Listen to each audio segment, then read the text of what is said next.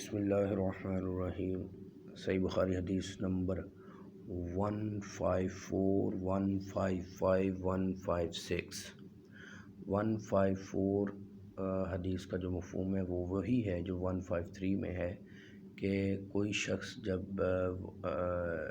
قضائے حاجت کے لیے بیت الخلاء جائے یعنی واش روم جائے تو دائیں ہاتھ سے استنجا نہ کرے اور نہ دائیں ہاتھ سے اپنے عضو کو چھوئے۔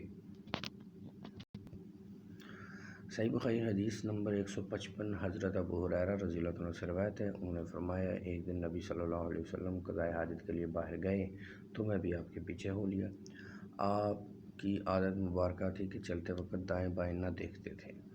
جب میں آپ کے قریب پہنچا تو آپ نے فرمایا مجھے ڈھیلے تلاش کر دو، میں ان سے استنجا کروں گا، یا اس کی کوئی مثل لفظ استعمال فرمایا، لیکن ہڈی اور گوبر نہ لانا۔ چنانچہ میں اپنے کپڑے کے کنارے میں کئی ڈھیلے لے آیا، انہیں آپ کے پاس رکھ دیا اور خود ایک طرف ہٹ گیا۔ پھر جب آپ قضائے حاجت سے فارغ ہوئے تو ڈھیلوں سے استنجا فرمایا۔ حدیث نمبر 156 حضرت عبداللہ بن مسعود رضی اللہ عنہ سے روایت ہے، انہوں نے فرمایا نبی صلی اللہ علیہ وسلم ایک دفعہ قضائے حاجت کے لیے تشریف لے گئے اور مجھے 3 پتھر لانے کا حکم دیا۔ چنانچہ مجھے وہ 2 پتھر تو مل گئے، تلاش بھسار کے باوجود تیسرا نہ مل سکا، تو میں نے خشک لید لی اور آپ کے پاس لے آیا۔ آپ نے دونوں پتھر تو لے لیا اور لید کو پھینک دیا اور فرمایا یہ پلید ہے۔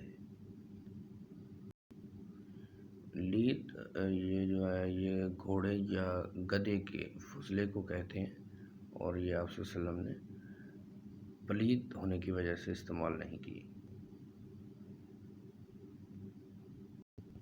صحیح بخاری حدیث نمبر 154 155 اور 156